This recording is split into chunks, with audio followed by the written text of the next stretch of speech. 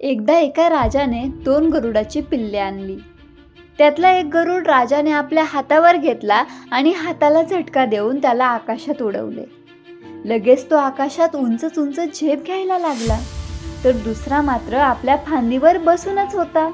तो काही उडेना. हे पाहून राजा फार दुःखी झाला. त्याने आपल्या राज्यात दवंडी पिटवली की जो कोणी त्याच्या दुसऱ्या गरुडाला आकाशात उडायला लावील त्याला सुवर्ण मोहरा बक्षीस म्हणून देण्यात येतील.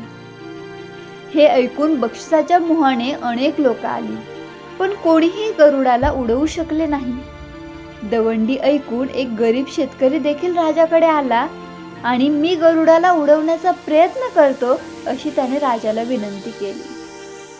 अनेक रथी महारथी थकले तिथे हा काय करणार असा विचार राजाच्या मनात आला. पण गरुड उडणे मात्र आवश्यक होते म्हणून राजाने त्याला एक संधी दिली. शेतकरी गरुडाकडे गेला आणि परत आला. राजाने विचारले, काय रे, उडालं का गरुड? तेव्हा शेतकऱ्याने आकाशाकडे बोट दाखवले. राजाने बोटाच्या दिशेने आकाशाकडे बघितले आणि काय आश्चर्य, तो दुसरा गरुड आकाशात पहिल्यापेक्षा उंच भराऱ्या घेत होता. राजा आश्चर्यचकित होऊन बघतच राहिला. त्या धक्क्यातून सावरल्यावर त्याने शेतकऱ्याला विचारले, अरे तू हे कसं केलंस? तेव्हा शेतकरी म्हणाला, मी काही फार वेगळं केलं नाही. मी फक्त तो गरुड बसलेला होता ना, ती फांदीच मोडून टाकली.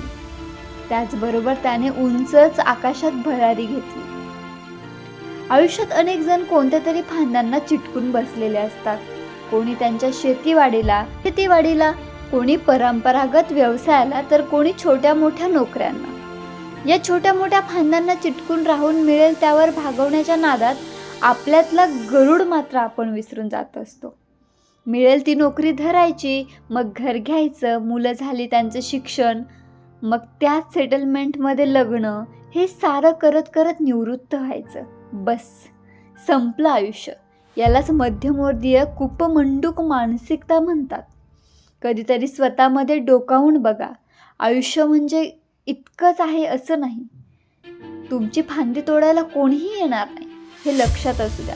तुम्हाला जर आकाशात उंच उडायचं असेल ना, तर तुम्हालाच तोडावी लागेल ती फांदी. कधीतरी स्वतःच तोडून तर बघा. जितकं समजताय त्याहून अधिक करण्यासारखं खूप आहे आयुष्यात. जग खूप मोठं आहे, विशाल आहे, पण तुम्ही स्वतःला पारंपरिक मध्यमवर्गीय मानसिकतेच्या 4 भिंतीमध्ये कोंडून ठेवले.